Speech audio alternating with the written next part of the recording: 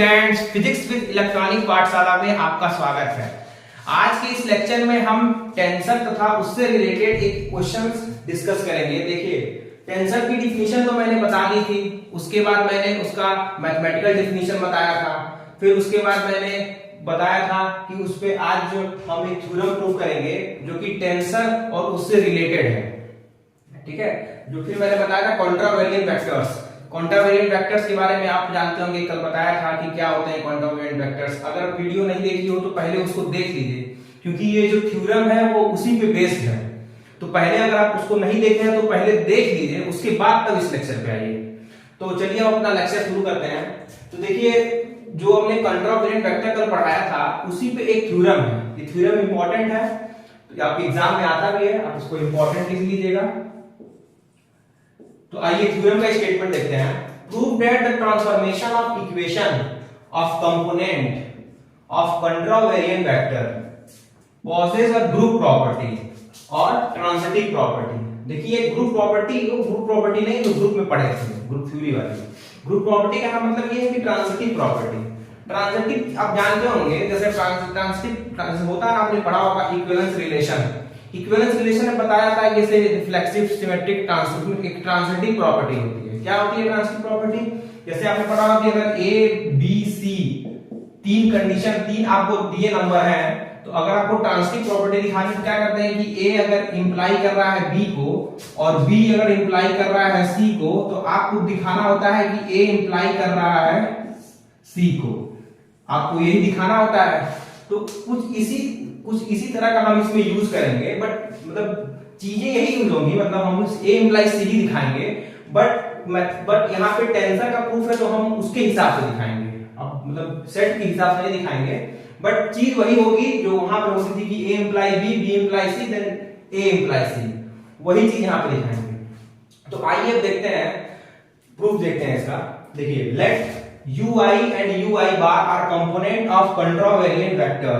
देखिए, कॉन्ट्रावेरिएंट वेक्टर की डिफिनीशन में हमने वहां पे ui बार को बोला था सेट ऑफ n फंक्शन।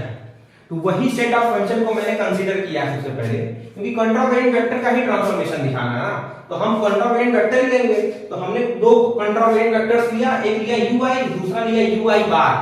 अब आपको पता है कि ui जो होता है वो xi कोऑर्डिनेट सिस्टम में होता है और ui बार जो होता है वो xi बार कोऑर्डिनेट सिस्टम में होता है। देखिए, यहाँ पे ui bar are the components of contravariant vector in xi coordinate and xi bar coordinate system. देखिए, xi और xi बार कोऑर्डिनेट सिस्टम, जो xi में होगा उसमें ui होगा और xi बार में आपका ui बार होगा, ठीक है, रेस्पेक्टिवली।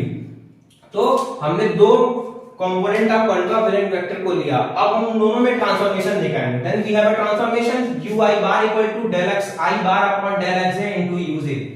ये मैंने आपको कल दिखाया था कि जब दो कॉन्ट्रावेरिएंट वेक्टर को एक रिलेशन के द्वारा दिखाया था। अगर डेफिनेशन नहीं देखी तो एक बार देख लीजिए।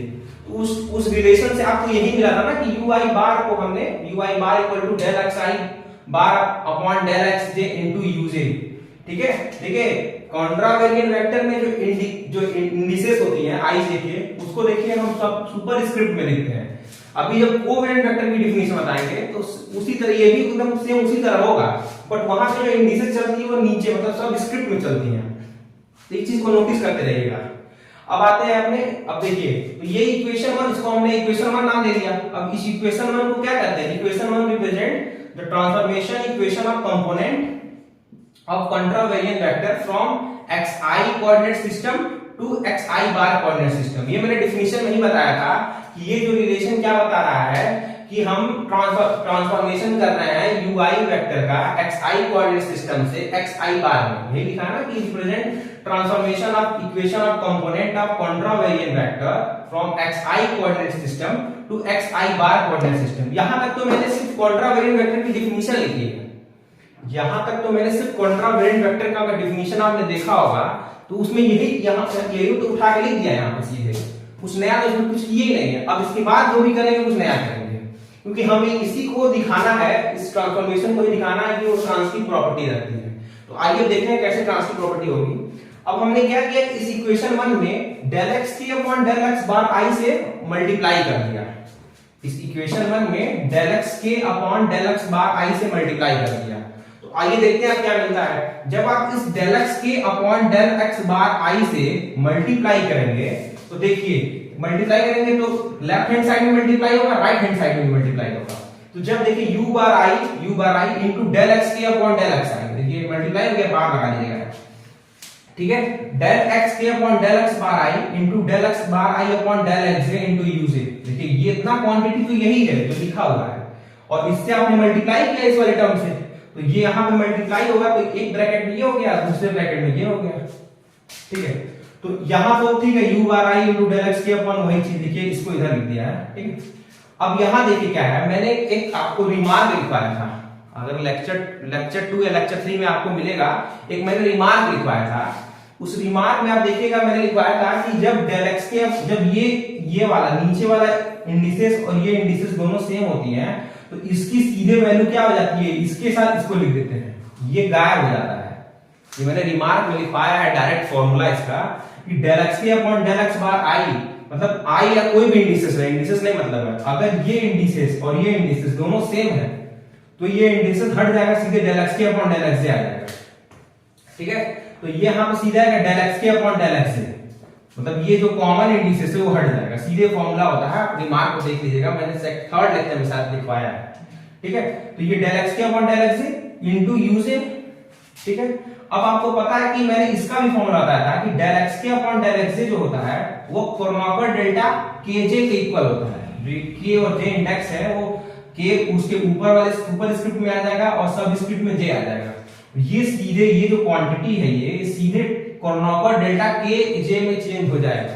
इसका सीधे फॉर्मूला मैंने बताया था कि कोई भी इंडिसेस ऐसे लिखा हो इसकी वैल्यू सीधे कर्नौकर डेल्टा के जे, मतलब के जे जो भी यहाँ पे इंडेक्स यूज होगा वही इंडेक्स में कन्वर्ट हो जाएगा, मतलब कर्नौकर डेल्टा में कन्वर्ट हो जाएगा। तो यहां से मैंने इस क्वांटिटी को लिखा कर्नौकर डेल्टा के जे इनटू यू जे, ठीक है। समझ में आ रहा है आपको ना कर्नौकर डेल्टा की वैल्यू। अब आपको पता है यहां से आप आइए इसके ऊपर लिखते हैं, जगह नहीं है। तो देखिए अब आपको यहां से ये जो क्वांटिटी है ये सीधे इसके इक्वल हो गई है। तो अब क्या करेंगे हम लोग, डेल एक्स के upon del x bar i into u bar i, देखिए प्रोडक्ट में लिखा हुआ है, ये लिखा हुआ, और ये जो क्वांटिटी है डेल के जे, आपको पता है जब के और जे की वैल्यू बराबर होगी, जब के और जे की वैल्यू बराबर होगी तो ही तो इसकी वैल्यू 1 मिलेगी। अगर के और जे बराबर नहीं होगा तो राइट हैंड साइड 0 हो जाएगा। तो हम के और जे जब इक्वल होता है वो वाली कंडीशन की बात कर रहे हैं। तो जब हम के और जे को इक्वल कर देंगे तो जब के और जे को इक्वल कर देंगे तो ये वैल्यू 1 हो जाएगी। जब ये के जो इंडेक्स है और जे जो इंडेक्स है ये दोनों वैल्यू बराबर है, के इक्वल टू जे हो जाएगा। तो जब के इक्वल टू जे होगा तो क्या हो जाएगा, इस कर्नौकर डेल्टा की वैल्यू 1 हो जाएगी। कर्नौकर डेल्टा की डेफिनेशन नहीं पता है तो पहले देख लीजिए, तो उसकी वैल्यू 1 हो जाएगी। तो 1 हो गया, इनटू क्या हो जाएगा तो आपका के इक्वल टू जे, तो यहां पे क्या हो जाएगा यू के, ठीक है। यू के क्यों हो जाएगा, देखिए के इक्वल टू जे कर दिए, के इक्वल टू जे किए तो देखिए जे की वैल्यू के इक्वल हो जाएगी। भाई इसका क्या मतलब है कि जब के इक्वल टू जे रहा होगा, जब इसका क्या मतलब है कि के इक्वल टू जे किए हैं, ठीक है। तो जब के इक्वल टू जे करेंगे तो वही तो कर्नौकर डेल्टा की वैल्यू 1 होगी। तो जब के इक्वल टू जे किए तो जो जे यहाँ पे लिखा हुआ है, जो जे यहाँ पे लिखा, इसको हम के भी तो लिख सकते हैं ना, क्योंकि के इक्वल टू जे वाले केस के लिए बात कर रहे हैं। तो के इक्वल टू जे होगा तो यहाँ पे हम इसको जे को के से रिप्लेस कर देंगे। जे को देखिए यहाँ पे के से रिप्लेस किया गया है, तो कंफ्यूज मत होइएगा। कर्नौकर डेल्टा में जब हम के इक्वल टू जे ले रहे हैं तो क्योंकि दोनों प्रोडक्ट में लिखा हुआ है तो हम उसमें चेंज कर सकते हैं, ठीक है। तो जब के इक्वल टू जे हो गया तो जे और के की वैल्यू बराबर हो गई, तो हम इस इंडेक्स जे को के से रिप्लेस किए हैं, ठीक है। अब इस इक्वेशन को आपको इक्वेशन नंबर 2 मान लीजिए,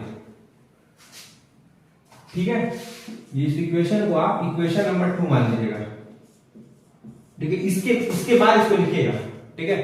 आइए अब आगे का देखते हैं, आगे इसके आगे देखते हैं क्या होगा, इसके आगे देखते हैं।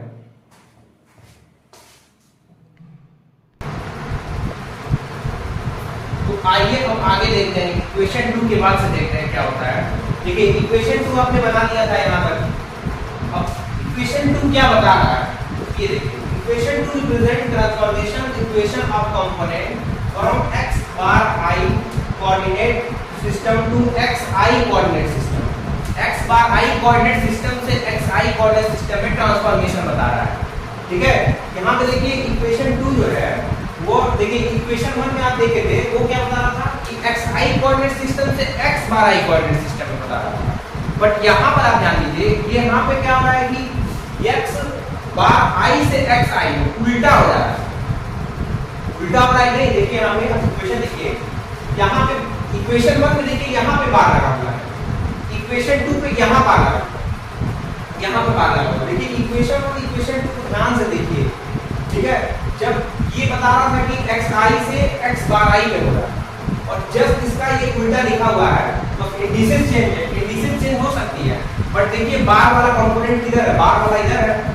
ठीक है, और बिना बार वाला इधर कंपोनेंट मींस ये वाला जो कंपोनेंट है वो xi वाले से आ रहा है और ये जो कंपोनेंट है वो x बार I से आ रहा है।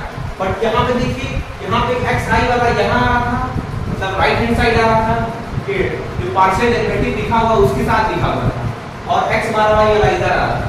मतलब ये जो इक्वेशन 2 है वो इक्वेशन 1 का रेसिप्रोकल लिखा हुआ है। तो यहाँ पे देखिए जो इसीलिए लिखा है equation 2 represent transformation equation of component from x bar I coordinate. देखिए उल्टा हो रहा है, x बार I से xi में जा रहा है क्योंकि इसका ये रिवर्स लिखा हुआ है। ठीक है, x bar I to xi coordinate system.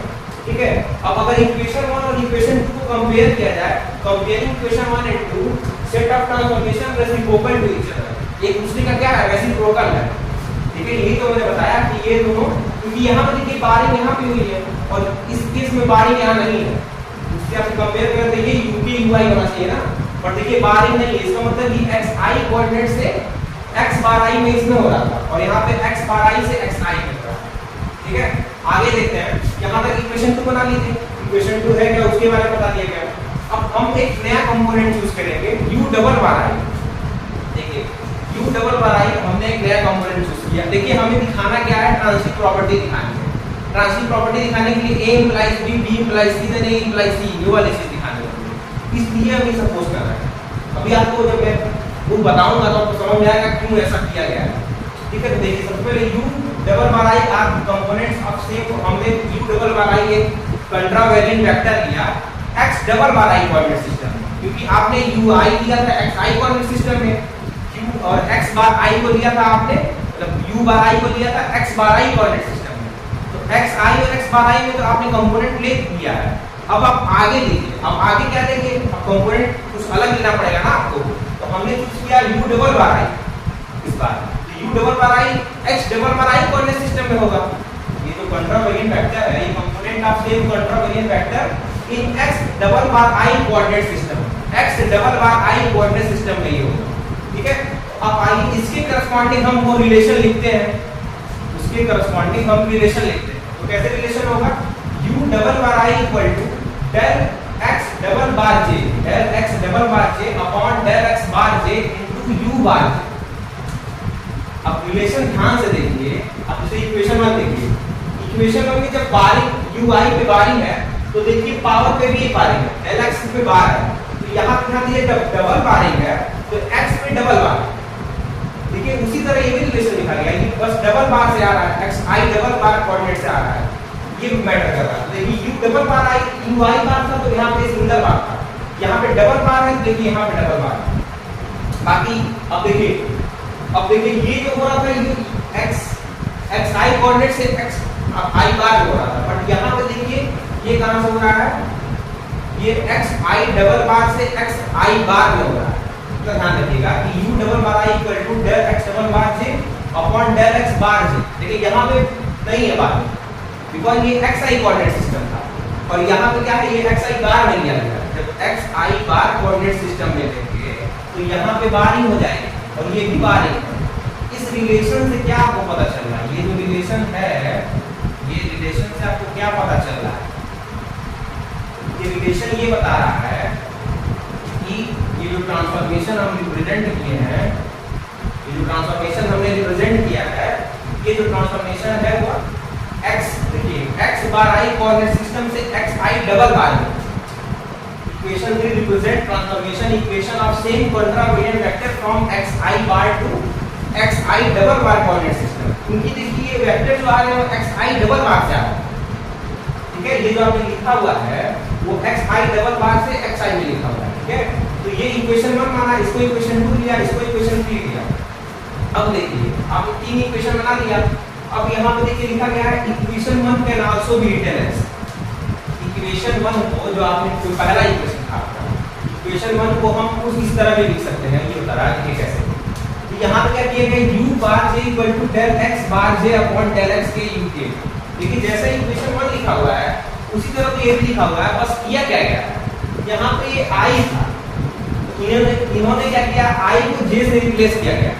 अब आप कहेंगे क्यों j से रिप्लेस किया गया है? देखिए इंडिसेस आप चेंज कर सकते हैं अपने सुटेबल अपने कंफर्टेबल के लिए। मतलब हम हो सकता है कि j चेंज करने से कुछ हो आगे, ठीक है। जैसे आप जब देखिए प्रूफ आप डायरेक्ट आप पढ़ेंगे तो नहीं समझ आएगा। जब आप एक बार प्रूफ सारा पढ़ लेंगे फिर आप समझेंगे कि क्यों ये चीज अप्लाई हुई है।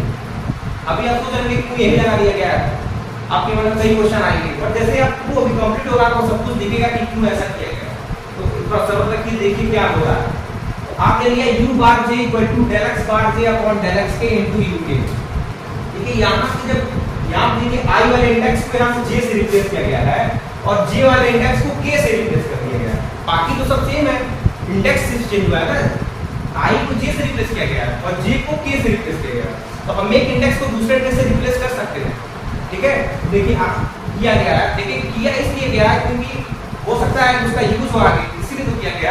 अब पता चलेगा तो क्यों किया गया। देखिए अब जब इसको रिप्लेस करके इसको इक्वेशन 4 ले लिया गया, इसको आप इक्वेशन 4 मान लीजिए।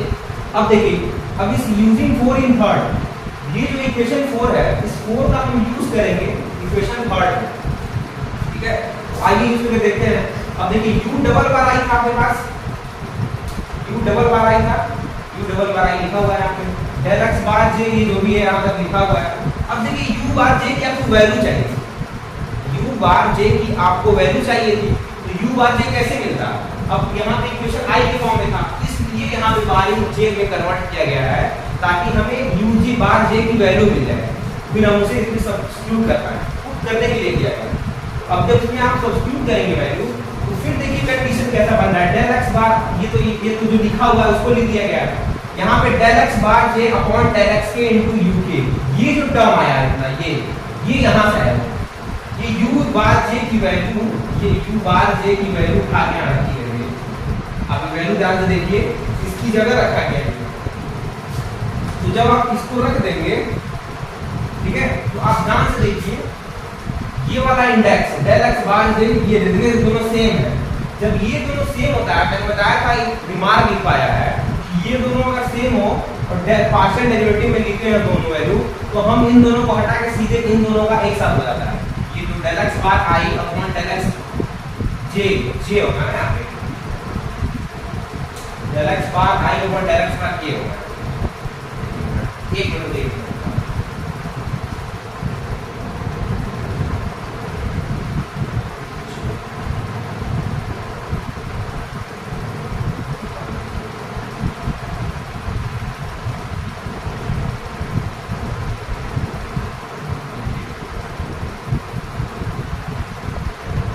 ठीक है यहाँ तक सही है। देखिए यहाँ तक जो भी लिखा हुआ सही है। यहाँ पर कुछ बार देखिए del x bar i upon del x k को एक साथ लिखा हुआ है, del x bar i upon, देखिए ये दोनों सेम था ना, del x bar i upon del x bar j, ये दोनों सेम था, इन दोनों को हटा दिया गया है। del x bar i upon del x k को एक साथ लिखा गया है, इसको k कर दीजिएगा, इसको k कर दीजिएगा। देखिए k लिखा हुआ है ना, j नहीं होगा वहाँ पे, इसलिए कंफ्यूज था यहाँ पे, क्योंकि वो लिखते टाइम हो सकता है कि गलत लिख दिया हो। तो यहाँ पे क्या हो जाएगा del x bar i upon del x k into u k, ठीक है। यहाँ पे इक्वेशन सही है। ये जो इक्वेशन 5 जो है ये क्या रिप्रेजेंट कर रहा है? इक्वेशन 5 क्या रिप्रेजेंट कर रहा है? इक्वेशन 5 ये रिप्रेजेंट कर रहा है, equation 5 represent the equation of, देखिए ये भी एक ट्रांसफॉर्मेशन है। किस कोऑर्डिनेट सिस्टम से किस कोऑर्डिनेट सिस्टम में? xi कोऑर्डिनेट सिस्टम से x double bar i coordinate system, xi coordinate system से x डबल। देखिए यहाँ पे क्या है, यहाँ पे ये xi का कंपोनेंट है ना, यहाँ पे कंपोनेंट कहाँ से आया? xi की बात है। अब देखिए बात ये है x के है ना, बात ये है यहाँ पे तो देखिए ये जो कंपोनेंट है ये xi कोऑर्डिनेट सिस्टम से आया है और ये जो कंपोनेंट है देखिए ये x डबल बार i से। ट्रांसफॉर्मेशन कहां से कहां हो रहा है? ट्रांसफॉर्मेशन xi कोऑर्डिनेट सिस्टम से x डबल बार i में हो रहा है। ठीक है, आप अभी मैं इसको लिख दे रहा हूं, आगे कंप्लीट कर रहा हूं। पहले देखिए क्या हुआ शुरू से। सबसे पहले क्या किया था, xi से x बार i में कोऑर्डिनेट सिस्टम आपने लिया था, तो ये इक्वेशन बना था। फिर मैंने दूसरा इक्वेशन बनाया, ये इक्वेशन 2। ये इक्वेशन 2 क्या होता था कि x बार i से xi मतलब उल्टा हो गया था उसका। पहले वाली इक्वेशन का जस्ट रेसिप्रोकल है, xi से x बार i में था, वो ये x बार i से xi में हो गया था। फिर जब इक्वेशन थर्ड बनाया आपने, इक्वेशन थर्ड क्या बनाया आपका, x फिर आपको कहां से कहां था, x बार i से x डबल बार i। अब आपने बार i को डबल बार i में कर दिया, ठीक है। और फिर लास्ट वाले में क्या दिखाया कि जो xi है वो x डबल बार i से ट्रांसफॉर्मेशन दिखाया। तो वो कह रहा है देखिए यहाँ पे हो गया a implies b, ये दिखाया आपने, यहाँ दिखाया b implies a, ठीक है। फिर आपने यहाँ दिखाया, यहाँ पे आपने क्या दिखाया, यहाँ पे आपने कोई c कंपोनेंट दिया, ठीक है, और आपने दिखाया c implies b, c implies b। देखिए a b, देखिए a हो गया मान लीजिए xi, समझाने के लिए बता रहा हूँ, इसको आप लिखिएगा, ये xi बार है, ठीक है। आपने इसको इंप्लाई करा दिया, ये दोनों इंप्लाई किया यहाँ पे। फिर आपने यहाँ दिखाया कि xi बार जो है इंप्लाई कर रहा है xi को, बस ये पहले इसको इंप्लाई किया, फिर इसका उल्टा इंप्लाई कर दिया। यहाँ पे आपने क्या दिखा दिया, यहाँ पे आपने दिखाया कि x जो i है, xi बार है, वो इंप्लाई कर रहा है xi डबल बार, है ना। xi कोऑर्डिनेट सिस्टम को ये यहाँ से इंप्लाई कर रहा है xi बार से xi डबल बार, ठीक है। और यहाँ पे आपका क्या दिखा रहा है, ये दिखा रहा है कि आपका जो ट्रांसफॉर्मेशन है वो xi इंप्लाई कर रहा है सीधे xi डबल बार, ठीक है। देखिए ये सीधे कहाँ इंप्लाई हो गया, अब ये जो पहला था, पहला वो सीधे इंप्लाई कर दिया xi डबल बार, ठीक है। देखिए इस तरह से हुआ ना कि a imply b, b imply c, फिर हम a imply b, c imply ये कर दिया, फिर यहाँ पे दिया नया c, उसमें भी इंप्लाई हो गया। फिर लास्ट में आपने दिखाया क्या कि ये जो xi है वो सीधे ट्रांसफॉर्मेशन निकल रही है xi डबल बार के साथ। तो यहाँ से क्या प्रूफ हो रहा है कि हमने ये जो हमारा ट्रांसफॉर्मेशन है कंट्रावेरिएंट वेक्टर, ये एक ट्रांजिटिव प्रॉपर्टी रखता है, ठीक है। आइए वो लैंग्वेज लिख देते हैं, क्या लिखा है, ये मत लिखिएगा जो मैंने दिखाया, ठीक है। तो यहाँ पे लिख दीजिए equation 5 represent the transformation of, यहाँ पे आगे लिख दीजिएगा, देखिए इसके बाद से लिखिएगा, इसके बाद से लिखिएगा जो लिख दिया present same contravariant vector, same contravariant vector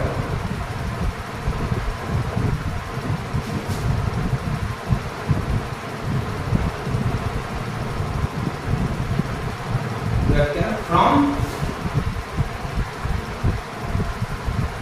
xi, यहाँ कोऑर्डिनेट सिस्टम लिख दीजिएगा, xi coordinate system to x double bar i coordinate system, यही होगा। ये क्या बता रहा है, equation 5 represent transformation of same contravariant vector from xi coordinate system to x double bar i coordinate system, यही तो बता रहा है इक्वेशन, ठीक है। तो उसके आगे क्या लिखेंगे आप, जब यहाँ तक आप लिख लीजिएगा कोऑर्डिनेट सिस्टम तक लिख लीजिएगा, ठीक है, सिस्टम तक, ठीक है। उसके बाद लिखिएगा हेंस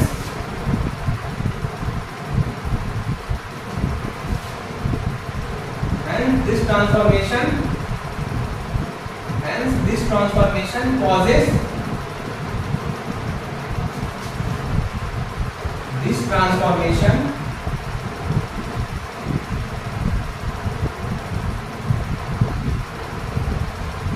causes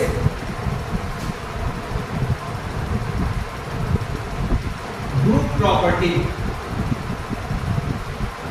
group property,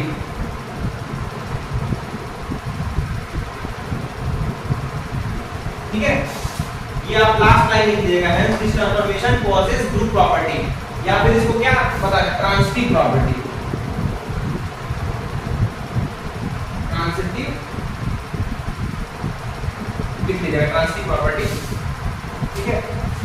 ये लास्ट में लिखिएगा हेंस करके, ठीक है। सबसे पहले आप यहाँ इक्वेशन 5 रिप्रेजेंट ट्रांसफॉर्मेशन ऑफ, फिर ये ऊपर वाली line equation 5 represent transformation of same contravariant vector from xi coordinate system to x double bar i coordinate system, hence this transformation possesses group property or transitive property। तो ये proof बहुत important है, इसको पढ़िए। देखिए अगर एक बार में नहीं समझ आ रहा है तो दो बार लिखिए उसको, लिख के तब देखिए एक एक स्टेप को समझिए कैसे हुआ, वीडियो को एक दो बार देखिए लगातार, तो आपको क्लियर हो जाएगा कॉन्सेप्ट। तो इस लेक्चर में इतना ही, अब अगले लेक्चर में मिलते हैं कुछ नए टॉपिक के साथ। तो वीडियो अच्छा लगे तो वीडियो को लाइक, सब्सक्राइब और चैनल को ज्यादा से ज्यादा लोगों को शेयर